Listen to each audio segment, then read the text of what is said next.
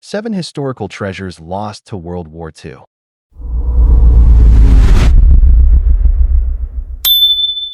The scepter of Hungary, the Holy Crown regalia. For centuries, Hungary's royal power was not granted by a throne or an army, but by objects. Among them stood the scepter of Hungary, one of the most sacred symbols of Hungarian statehood. Crafted in the 12th century, the scepter was topped with a rock crystal sphere, engraved with lions, symbols of divine authority, strength, and legitimacy. Without it, a king was not truly a king. As World War II collapsed across Europe, Hungary became a battleground for retreating Axis forces and advancing Soviet troops. By 1944 to 1945, Hungarian officials feared the regalia would be seized, either looted by Nazis or captured by the Red Army. So they vanished.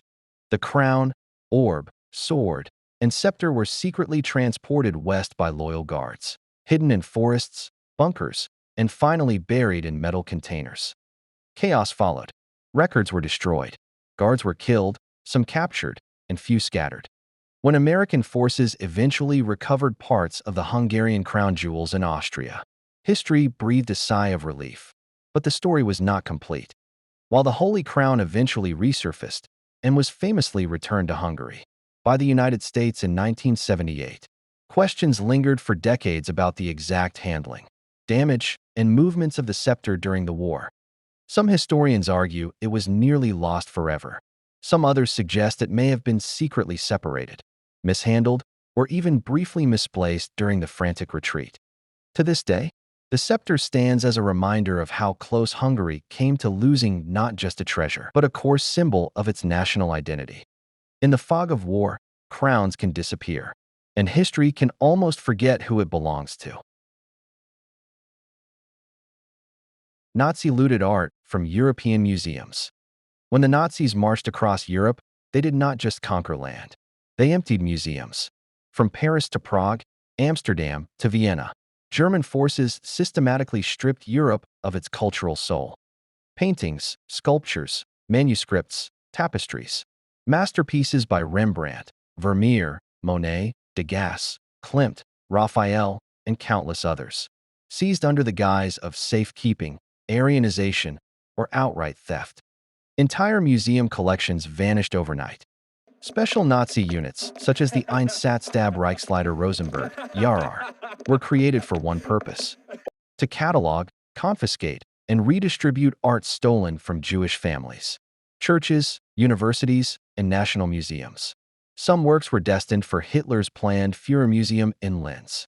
Others lined the private halls of Nazi elites like Hermann Göring, who personally selected masterpieces as spoils of war. Paintings were stacked floor to ceiling in castles. Sculptures were hidden in salt mines. Priceless art was packed into trains that never reached their destinations. Then the war collapsed. Bombings destroyed records. Retreating Nazis burned inventories. Some hang quietly in private collections. Others sit misidentified in museum storage. When Allied forces uncovered hidden repositories, like the Altarpiece salt mine in Austria, they recovered thousands of works, but tens of thousands never came back. To this day, over 100,000 artworks looted by the Nazis remain missing. Some hang quietly in private collections. Others sit misidentified in museum storage. A few surfaced decades later at auctions, revealing scars of erased ownership and stolen lives. These are not just missing paintings. They are unfinished stories of families wiped out, cultures robbed, and history scattered across the world. World War II did not only destroy cities. It shattered memory, one stolen masterpiece at a time. The Amber Room, Russia. It was called the eighth wonder of the world. The Amber Room was not built of stone or gold, but of light itself. Over 6 tons of amber, carved into glowing panels, inlaid with gold leaf and mirrors, covered the walls of a chamber inside the Catherine Palace near St. Petersburg. When candlelight touched it, the room appeared to burn. Originally crafted in 18th century Prussia, the Amber Room was gifted to Peter the Great of Russia, becoming a symbol of imperial power and artistic mastery. For over 200 years, it stood untouched until war returned to Europe. In 1941, Nazi Germany invaded the Soviet Union. As German troops reached the Catherine Palace, Soviet curators tried desperately to save the amber room. But amber is fragile. It shattered when they attempted to move it. With no time left, they disguised the panels with wallpaper, hoping the Germans would overlook it. But they did not. Nazi specialists dismantled the entire room in just 36 hours. The panels were packed into crates and shipped to Königsberg Castle, modern-day Kaliningrad, where the amber room was displayed as a trophy of conquest. Then the trail goes dark. By 1944, Allied bombing reduced Königsberg to ruins. As the Red Army closed in, the amber room was removed or possibly destroyed. Some say it burned in the castle fires. Others claim it was hidden in underground bunkers, salt mines, or loaded onto ships that vanished in the Baltic Sea. No confirmed fragment has ever been recovered. In 2003, Russia unveiled a full reconstruction of the amber room, rebuilt from photographs and surviving notes. It is breathtaking, but it is not the original. The real amber room remains lost. World War II stole many treasures, but few vanished is not as beautiful as this one. The treasure of the Krakow Jews, Poland. Before the war, Krakow's Jewish community was one of the oldest and richest in Europe, not in gold alone, but in faith, learning, and memory. Synagogues, study halls, and family homes held centuries of sacred objects. Torah crowns, silver candlesticks, ritual goblets, embroidered prayer textiles, manuscripts, and heirlooms passed quietly from generation to generation. They knew what was coming. As Nazi forces closed in during 1939, Jewish families across Krakow began to hide what they could. Treasures were buried beneath floors, sealed in walls, lowered into cellars, and some entrusted to neighbors who promised to protect them. Some items were hidden not for wealth, but so that Judaism itself might survive. Then the ghetto was sealed. Most of those who hid these objects were deported to Plaszow, Belzec, or Auschwitz. The people who knew the hiding places were gone. After the war, Krakow stood intact, but emptied. Buildings remained, but voices did not. Survivors searched for what had been hidden, but time, fear, and silence had erased the maps. Some caches were discovered accidentally during renovations. Others were stolen in the chaos of post-war looting. Many were quietly sold, melted down, or absorbed into private collections without records. But rumors persist. Historians believe entire hordes of Jewish ritual treasures still lie beneath Krakow, sealed beneath courtyards, synagogues, and forgotten basements. Objects meant for prayer, never recovered. Names never reclaimed. Unlike crowns or jewels, this treasure was never meant to be displayed. Its value was memory. World War II did not just steal gold from the Jews of Krakow. It buried their history waiting for someone to remember where to look. The lost Stradivarius violins of Warsaw, Poland.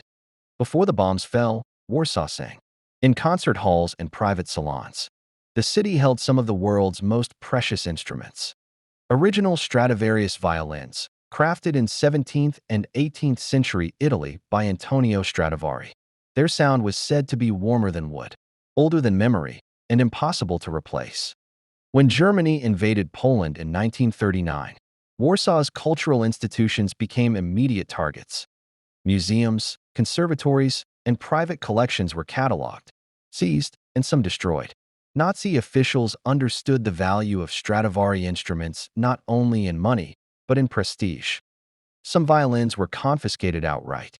Others were hidden by musicians who wrapped them in cloth, sealed them in cases, and buried them beneath floors, and some smuggled out of the city. A few were entrusted to friends who never returned. When the Warsaw Uprising of 1944 turned the city into rubble, entire streets collapsed, along with whatever secrets lay beneath them. After the war, lists of missing instruments surfaced. Several Stradivarius violins known to have been in Warsaw simply vanished. No wreckage, no documentation, no confirmed sightings. Some may have been destroyed in fires. Others may have been taken west by retreating officers, later reappearing under false provenance in private collections. Their wartime histories carefully erased. A Stradivarius is not just an object. It carries fingerprints of every hand that played it. Every hall it echoed through and every note it survived. Today, experts believe at least a handful of Stradivari instruments lost in Warsaw remain unaccounted for, silent, hidden, or misidentified somewhere in the world. Warsaw was rebuilt, but some of its music never came home. The Hohenstaufen crown jewels, Germany, Italy. Long before Hitler, long before Germany or Italy existed as modern nations, there was the House of Hohenstaufen. Rising in the 12th and 13th centuries, the Hohenstaufen dynasty ruled as Holy Roman emperors and kings of Sicily, bridging German and Italian power. Their regalia, crowns, orbs, swords, and ceremonial jewels were symbols of medieval Europe itself. Some were said to have been used by Frederick I Barbarossa and Frederick II, emperors feared by popes and kings alike. And then crown jewel vanished. Unlike the Holy Roman crown, the original Hohenstaufen crown jewels were never securely catalogued. Over centuries, parts were dispersed, hidden, or absorbed into treasuries that later collapsed. By the time World War II arrived, what remained was already fragmentary, but deeply valuable, both historically and symbolically. As Allied bombing intensified across Germany and northern Italy, medieval church treasuries, monasteries, and imperial vaults were evacuated. Nazi officials obsessed with imperial mythology searched aggressively for relics tied to Germany's medieval past. After the war, several Hohenstaufen-era regalia pieces and jewel sets recorded in pre-war inventories were gone. No recovery reports or official destruction records, just absence. Some historians believe the jewels were hidden in alpine tunnels or monastic vaults and never retrieved. Others argue they were quietly removed during chaotic evacuations and later sold on the black market, stripped of provenance to avoid detection. A darker theory suggests they were deliberately destroyed to prevent their capture, the imperial symbols erased in the collapse of a modern empire. What makes the loss unsettling is its silence. No dramatic explosion, no famous discovery, just a medieval dynasty's physical legacy slipping out of history during the deadliest war mankind had ever seen. Empires fall twice, once in blood, and once when their symbols disappear. The lost panels of the Ghent Altarpiece, Belgium, Netherlands. Few works of art have been stolen as many times as the Ghent Altarpiece, completed in 1432 by the Van Eyck brothers. The Adoration of the Mystic Lamb is considered one of the greatest masterpieces ever created. Its panels shimmer with theological symbolism, microscopic detail, and a realism centuries ahead of its time. It was already famous for being cursed by history. Napoleon stole it, church authorities hid it, and Nazi Germany came for it. When World War II erupted, Adolf Hitler personally ordered the seizure of the Ghent Altarpiece, believing it to be a cornerstone of Western civilization and a symbol of divine authority. In 1942, Nazi forces confiscated the panels and transported them across Europe, eventually hiding them deep inside the Altarpiece salt mine in Austria. When Allied forces liberated the mine in 1945, they recovered most of the altarpiece. They were saved just days before its planned destruction, but not all of it. One panel had already vanished long before the war. The Just Judges, stolen in 1934 from St. Bavo's Cathedral in Ghent. It was never recovered. During World War II, its absence became even more ominous. Nazis searched for it obsessively, convinced it still existed and could complete the altarpiece's power. It never surfaced. The thief took the secret to his grave. The hiding place was never revealed. Only a replica now fills the empty space. Some believe the original panel was destroyed. Others insist it lies hidden in a private vault, sealed behind walls, or buried somewhere in Belgium or the Netherlands, waiting silently as decades pass. Unlike many lost treasures, this one is still officially missing. A single painted panel, a missing judge, an empty space that war and human greed never allowed to be filled. World War II nearly erased the Ghent altarpiece from existence, and one piece of it still refuses to return. World War II is remembered in numbers. Millions dead, cities burned, borders redrawn. But some losses cannot be counted. A crown buried in fear, paintings stripped from empty homes, A room of amber reduced to rumor. Sacred objects hidden by hands that never returned. Violins that never played their final note. Imperial jewels erased without a sound. A painted panel still missing from its frame. These were not just treasures. They were proof of who we were of faith, beauty, music, and identity passed from one generation to the next. When war came, history did not only bleed. It scattered. Some of these artifacts may still exist, sealed in darkness, waiting to be found. Others are gone forever, destroyed not by time, but by human choice. Because what was stolen reminds us that civilization is fragile, that memory can be buried, that culture can be targeted, looted, and silenced just as surely as people can. The war ended in 1945, but for these treasures, it never truly did. They remain lost not only in the ground, or behind walls, or beneath the sea, but in the unanswered question of how much history humanity can afford to lose before it forgets itself. Subscribe and follow us for more true stories that matters.